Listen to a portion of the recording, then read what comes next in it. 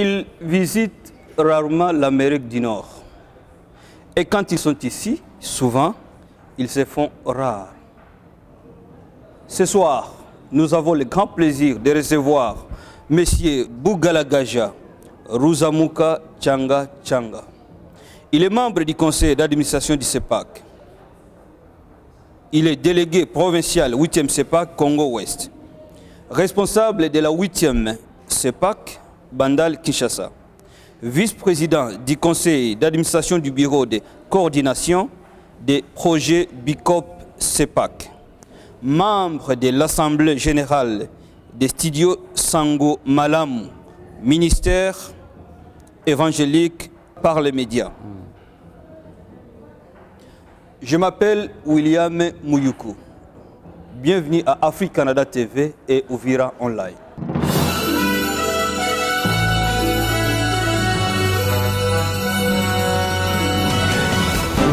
Bonjour, monsieur Tchanga Tchanga. Bonjour, monsieur William. J'aimerais d'abord savoir qu'est-ce qui explique votre présence ici en Amérique du Nord.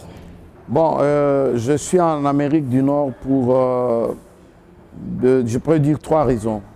La première raison, c'est que je devais, mon épouse et moi, participer au camp biblique qui est organisé par l'organisme FIMES. Et ce camp biblique devait avoir lieu à Calgary du 29 juillet au 1er août 2016. Et je devais, mon épouse et moi, participer à ce camp biblique. Ça, c'était la première raison. Et dans ce camp biblique, nous parlions de la puissance de la parole de Dieu dans l'Église, dans cette génération. Et la deuxième raison, c'était de visiter les églises, certaines églises qui sont au nord du Canada, et notamment aussi de visiter de frères et sœurs et qui viennent du Congo. Ça, c'était aussi une autre raison. Et la troisième raison, c'était aussi, évidemment, des raisons de vacances, visiter ce pays, voir le Canada. Ce sont là les 3 raisons qui ont fait que nous puissions faire le déplacement de Kinshasa au Congo jusqu'en Amérique du Nord. Ah, merci beaucoup. Vous êtes le délégué provincial du 8e CEPAC Congo-Ouest. Je veux d'abord savoir quelles sont vos responsabilités et géographiquement par là, où se limitent l'Est et l'Ouest. Bien, je suis le délégué provincial de Congo-Ouest. Ça veut dire que dans la structure de notre communauté, la 8e CEPAC, communauté des églises de Pentecôte en Afrique centrale, dont le siège est à Bukavu, en République démocratique du Congo, la structure est telle que, étant donné l'étendue de la République, nous avons réparti les provinces en districts ecclésiastiques. C'est ainsi qu'il y a la province du Nord, la province du Sud, Sud Kivu, il y a la province du Katanga, la province du Kasaï, orientale, il y a la province de l'Équateur et nous avons la province ecclésiastique de Congo-Ouest. Et Congo-Ouest reprend la ville-province de Kinshasa, l'ex-province de Bandundu, aujourd'hui qui a été éclatée en 5 provinces, et la province du Congo central.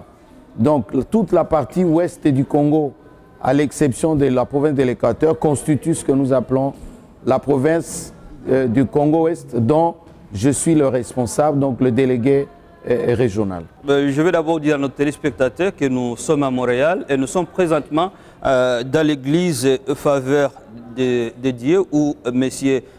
Tchanga Tchanga a été reçu aujourd'hui et c'est lui-même qui a prêché. J'aimerais savoir en général comment se portent les églises du CEPAC au Congo. Bon, je dirais que globalement les églises de CEPAC au Congo se portent bien. Mais sur le plan spirituel, il y a un grand travail à faire. Sur le plan quantitatif, les églises avancent, mais nous constatons de plus en plus quelques faiblesses sur le plan spirituel, Et cela, c'est encore un autre défi que nous sommes appelés en tant que responsables à tous les niveaux. Les défis que nous avons à relever, est-ce qu'au-delà de l'aspect quantitatif dans l'Église, nous devons veiller sur l'aspect qualitatif, c'est-à-dire l'aspect spirituel des chrétiens. Et globalement, la 8e communauté des églises de Pentecôte en Afrique centrale se porte bien. Vous êtes au Canada, ça fait déjà quelques jours. Vous avez eu l'occasion de rencontrer plusieurs hommes de Dieu. Et vous avez aussi l'occasion de rencontrer, bien sûr, plusieurs femmes de Dieu aussi. J'aimerais savoir comment est-ce que vous trouvez l'Église au Canada? Bon, les quelques églises que j'ai pu visiter, j'ai retenu une chose. Parce que d'abord, nous sommes dans un pays où les gens sont en plein travail. Les gens sont trop occupés, pas parce qu'ils veulent être occupés, parce que les horaires de travail sont tels que les gens sont constamment au travail et que les programmes tels que nous les avons, nous, par exemple en Afrique, où les gens ont assez de temps, sont difficiles à organiser au Canada, ici où je me trouve, parce que les gens sont complètement au travail, le jour comme la nuit. Et cela est quand même un handicap en ce qui concerne l'Église, parce que les serviteurs de Dieu ont difficile à faire des programmes, par exemple des programmes de retraite, des programmes un peu plus longs dans l'Église, parce que les gens sont constamment pressés par le travail. Vous savez, nous sommes dans un monde capitaliste où on veut production sur production et on ne veut que produire. Et cela a quand même une influence négative sur la vie des églises. Cela veut dire qu'il est difficile d'avoir une grande population à l'église au courant de la semaine et parfois dans certaines églises le dimanche à cause de cette pression de travail que nous avons trouvée dans ce pays et au nord de l'Amérique, notamment ici au Canada. Donc, si je vous comprends bien, vous diriez qu'il y a changement quand même.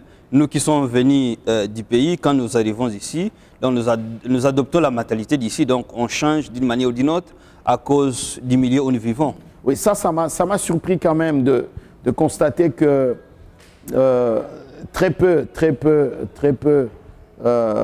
des gens qui sont venus de l'Afrique, qui sont restés dans la foi, comme dans cette église Faveur of God Church ici à Montréal. J'étais content, j'étais à Calgary, dans C3 Church à East Calgary. J'ai trouvé quand même qu'il y a des Africains qui sont venus d'Afrique, mais qui sont restés dans leur foi, qui s'accrochent à Dieu. Mais le gros des gens qui ont immigré vers l'Amérique, ils commencent, il y en a qui pensent qu'ils n'ont plus besoin de Dieu parce que maintenant ils mangent bien, ils dorment bien, ils ont du travail, ils roulent carrosse, ils n'ont plus besoin de Dieu. Oui. Mais je pense que Dieu, ça n'a rien à voir avec ces choses. Que nous roulions carrosse, que nous mangeons bien, il y a un temps où l'homme aura à rendre compte devant son Créateur. Et c'est cela qui est intéressant. Mais nous avons constaté quand même que beaucoup de sœurs, beaucoup de frères ont lâché prise, ont perdu la garde depuis qu'ils se trouvent dans ce pays.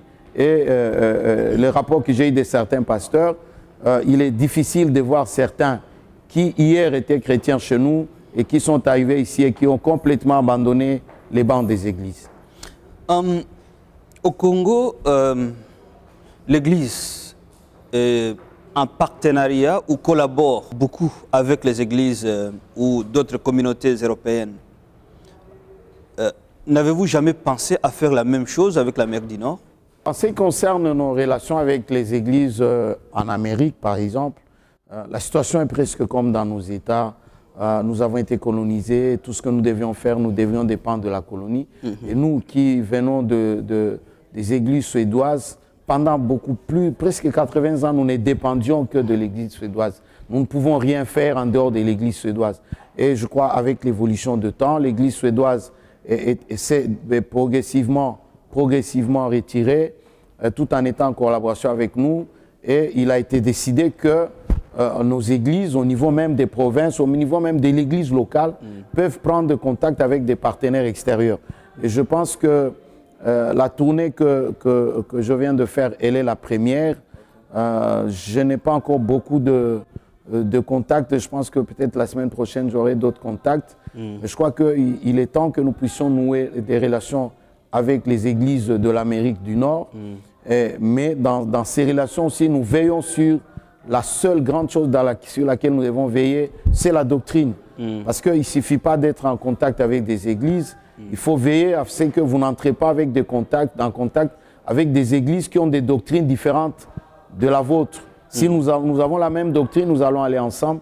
Et ça, c'est quelque chose sur laquelle les responsables, nous devons veiller. Je pense que la voie a déjà été ouverte à ce que les gens puissent entrer en partenariat avec d'autres partenaires qui confessent la même foi que nous. Ok. J'ai visité le Congo, la RDC, il n'y a pas très longtemps. J'ai été dans les églises, étant moi-même chrétien, précisément à Uvira et à Bukavu. Et j'ai remarqué une chose, il y a beaucoup de pauvreté dans les églises chez nous. Alors, j'aimerais savoir, vous, en tant qu'un des responsables, que faites-vous pour aider au développement socio-économique de vos membres? Oui, ça c'est une question pertinente et elle est fondamentale.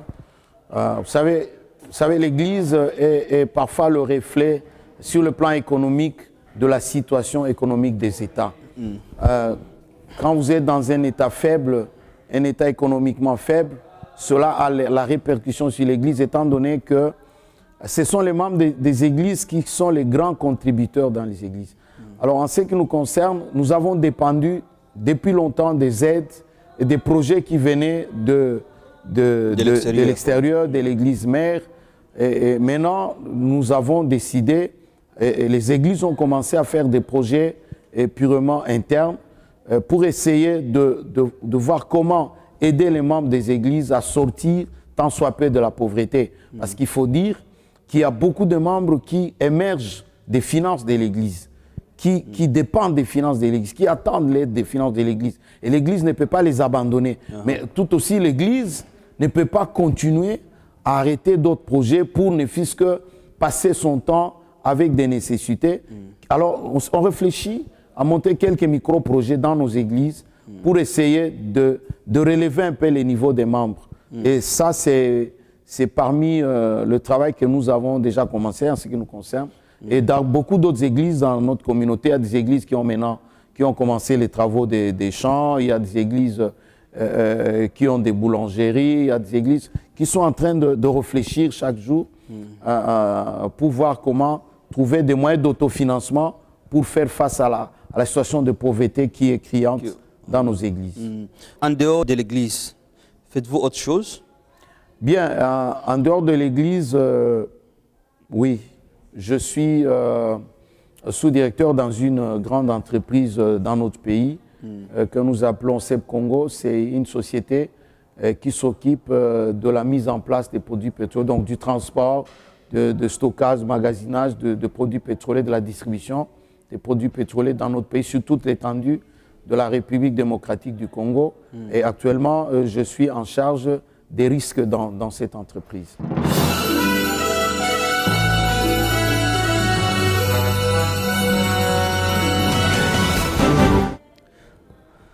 Je vais sortir un tout petit peu de l'église. Donc là, on rentre dans autre chose. J'aimerais savoir, vous, en tant que ressortissant d'Uvira, comment se portent les enfants d'Uvira et des Fizi? Parce que moi, les deux, je ne les sépare pas. Donc oui, à Kinshasa. Bon, je crois que cet axe-là, comme vous le savez, c'est comme beaucoup aiment la qualifier, que c'est un axe de la mort, c'est un axe compliqué. Je crois que les enfants d'Uvira Fizi ont des défis à relever. Quelqu'un m'a dit un jour que tout pouvoir qui arrive au Congo doit faire attention avec l'axe Uvira Fizi. Parce que c'est un axe des gens très dangereux, parce que c'est des gens qui ont des idées. Quand ils ont des idées, ils ne reculent pas. Et tout pouvoir, quelqu'un m'a dit ça, depuis l'époque belge, tout pouvoir doit mettre l'œil sur cet axe et doit veiller à ce que cet axe ne puisse pas se relever. Et pourquoi? Parce que depuis les temps belges, c'est l'axe Uvira Fizi qui a empêché que les populations de l'Est d'Afrique soient déversées au Congo. Et cela demande à ce que les enfants de fils d'Ouvira se relèvent. Et nous sommes quand même fiers que un des fils d'Ouvira Fizi occupe aujourd'hui le poste de président, de directeur de cabinet du chef de l'État. C'est un honneur. C'est qui celui-là? À la personne de maître Néhémie Mouilagna, et qui occupe ce haut poste de responsabilité dans notre pays. Et je crois ce qu'on était en train de nous dire, qu'on ne voulait pas que cet axe se relève, c'est un axe rebelle. Je crois que la présence de maître Néhémie à ce niveau de responsabilité montre que les choses sont en train quand même de changer et qu'on peut faire confiance et compter sur les filles et fils de l'axe Fizi-Ouvira. Bon, je vais poser cette question aussi, parce qu'elle n'était pas prévue, mais comme on vient de rentrer un peu dans ce sujet-là, je voudrais savoir, parce qu'il y a des gens qui m'ont dit carrément, à Kinshasa, on a plein d'enfants d'Ouvira et de Fizi, mais on ne voit absolument rien. Qu'est-ce qu'ils foutent là-bas? Oui, je crois que là, c'est vrai. C'est vrai. Je crois qu'on a aussi un déficit au niveau de ce qui nous dirige, de nos responsables. Nous avons des députés. Le travail des députés, c'est effectivement de parler au nom de la population, mais nous avons réalisé qu'il y a une faiblesse criante au niveau de nos députés, au niveau des gens que la population a envoyés au niveau des institutions pour défendre leurs intérêts. Nous réalisons que les gens se défendent eux-mêmes, défendent leurs propres intérêts. Ils ont difficile à se mettre ensemble, ils ont difficile à monter des projets ensemble, ils ont difficile à monter des situations de défense de la population ensemble. Et ce qui fait qu'effectivement, la population a raison de dire qu'elle a l'impression d'être abandonnée à elle-même, parce qu'il y a des choses qui se passent sur l'axe Ouvira Fizi qui sont inadmissibles, que les députés et d'autres cieux, les sénateurs d'autres provinces n'accepteraient pas chez eux. Mais ça se passe chez nous, tout simplement, parce que les députés de cet axe, ils sont presque absents. Et ça, c'est quand même dangereux pour nous. Vous avez eu l'occasion de visiter le Canada, vous avez été dans plusieurs villes, vous avez rencontré plusieurs personnes de chez nous et des Canadiens aussi. Si vous avez un conseil en tant qu'homme dédié à donner à la diaspora congolaise ici? Oui, d'abord, je vais quand même dire coup de chapeau aux Canadiens. Depuis que nous sommes arrivés, nous avons trouvé un esprit un peu particulier dans ce pays, c'est que les gens ne sont pas trop méfiants avec les visiteurs. Et toutes les personnes que nous avons visitées, Canadiens noirs comme blancs, ils étaient disposés à nous aider, hein, parce que vous savez, vous arrivez dans un peu pour la première fois dans un aéroport, vous ne connaissez pas les gens, par où vous sortez, tout. Mais nous voyons quand même que les Canadiens sont sympas, ils sont un peu trop humains à aider les gens. Alors en ce qui concerne la diaspora, le constat que je viens de faire, c'est qu'il y a trop de divorces. Excusez-moi de parler de cet aspect des choses. Il y a trop de divorces au niveau de la diaspora africaine d'une manière générale et congolaise en particulier, et de l'axe Ouvira Fizi aussi, parce que nous ne sommes pas épargnés par ces fléaux. Qu'est-ce que je peux dire? Je vais rappeler aux uns et aux autres, je vais rappeler aux hommes africains qui sont au Canada qu'ils viennent dans un pays où il y a des lois, et ils viennent dans un pays où ils doivent faire attention dans leurs relations avec leurs épouses. Je vais dire aux épouses africaines qui sont au Canada que malgré les règles, les lois sur la défense des femmes, les droits des femmes, ces femmes restent africaines et nous avons une culture et que nous ne pouvons pas abandonner notre culture au profit des lois. Vous savez, Dieu dit dans la hiérarchie de la société, c'est l'homme qui est le chef de la famille, après c'est la maman, après les enfants. Mais dommage qu'on arrive en Occident où ce sont les enfants qui sont chefs, et puis la maman, et puis l'homme devient en bas. Alors, dès qu'on renverse l'ordre des dieux, la société est en difficulté. Et ce qui fait qu'aujourd'hui, et dès qu'on a renversé cette situation, malheureusement, beaucoup de nos sœurs ne comprennent pas que l'homme reste le chef de la maison, peu importe les lois de sécurisation qu'on vous fait, c'est pour vous protéger, c'est pour protéger les sœurs, mais ces lois ne sont pas là pour qu'on renverse les règles établies par Dieu. Et nous exhortons nos frères et sœurs à se souvenir qu'ils viennent de loin, et ce n'est pas dans ce pays où les gens vont venir se séparer, et souvent c'est pour des raisons d'argent, c'est pour des raisons des petits avantages que les femmes reçoivent ou pas. Je crois qu'il faut qu'on fasse très attention. Nous sommes des Africains, et tout en étant Canadiens, parce que beaucoup sont déjà Canadiens, vous avez des lois, mais vous êtes des Africains, vous êtes des chrétiens, parce que même pour aller au-delà des Africains, vous êtes des chrétiens, et nous devons rester dans le standard biblique. Votre dernier mot? Oui, le dernier mot, c'est de remercier Afrique Canada TV et Ouvir Online qui a bien voulu me recevoir sur ce plateau afin que nous puissions partager ces quelques préoccupations pendant mon passage ici au Canada. Et je voudrais continuer à vous exhorter à faire plus, parce que vous êtes en train ici d'envoyer plus loin la voix de l'Afrique, la voix des Africains qui sont venus au Canada, qui vivent au Canada. Vous lancez la voix plus haut. Mais je veux quand même, comme mot de fin, c'est de rappeler aux uns aux autres que vous êtes venus au Canada pour chercher la vie, pour chercher de l'intelligence, de la sagesse, la technicité. Mais sachez qu'il y aura un jour où nous allons faire un mouvement retour. Souvenez-vous d'Israël qui est parti, et à un moment donné, Israël est revenu. Et nous comptons sur la diaspora. Dès que le Congo va se restabiliser, nous aurons besoin de nos filles et fils pour revenir reconstruire le Congo. Je pense que les parlementaires sont en train de se battre sur la loi de la double nationalité. Je crois que dès que cette loi de double nationalité sera votée, les portes vont être ouvertes pour que tous les Congolais, tous les Africains reviennent quand même pour reconstruire l'Afrique, parce que nous pensons que vous avez beaucoup à faire pour l'Afrique et pour le Congo. Voilà ce que je peux dire comme mot de la fin. Nous sommes à la fin de notre entretien avec M. Tchanga Tchanga. Permettez-moi de remercier Pasteur Chemou et l'Église Faveur de Dieu du Canada de nous avoir donné cette chance de le rencontrer et d'avoir cet entretien au sein même de son Église. Je m'appelle William Mouyoukou et à bientôt.